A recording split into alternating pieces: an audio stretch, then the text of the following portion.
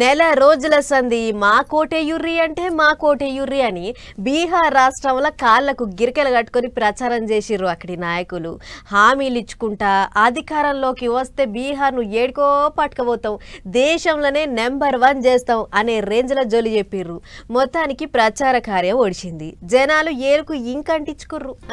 బీహార్ మొదటి దశ ఓట్ల పండుగ సంబరంగా ఓడిపోయింది. పొద్దుగాల 7 గంటల సంధి పోలింగ్ బూత్ తోవబట్టిన జనాలు ఎవ్వరికి నచ్చిన వాళ్ళకు వాళ్ళు ఓట్లేసి ఏల్కి ఇంకంటించుకుర్రు.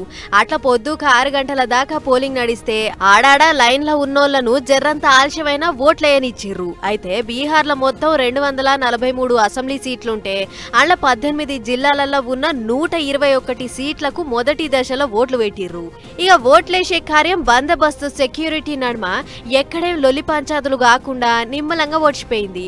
పోటీ చేస్తున్న పెద్ద పెద్ద నాయకుల కాడ నుంచి సామాన్య జనం దాకా అందరూ ఓటు హక్కును వినియోగించుకుర్రు.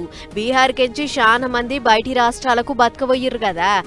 గల్లంతా ఓట్ల కోసం వస్తే ఓటింగ్ శాతం ఇంకెంత పెరుగునో ఏమో గాని కొత్తగా ఓట్లు వచ్చిన 10 లక్షల మంది జయంగా ఈసారి ఓటింగ్ శాతం మునుపటి కంటే జర్రంతా ఎక్కువనే పెరిగిందంటుర్రు అధికారులు.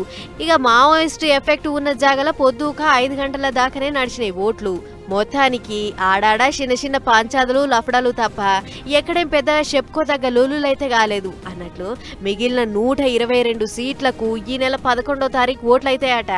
మరిగా 14వ తారీఖు నాడు వచ్చే ఫలితాలల్లా ఎవళ్ళ ముఖం మాడిపోతుందో ఎవళ్ళ ముఖం చిచ్చుబుడ్డోలే ఎలిగిపోతుందో చూడాలి.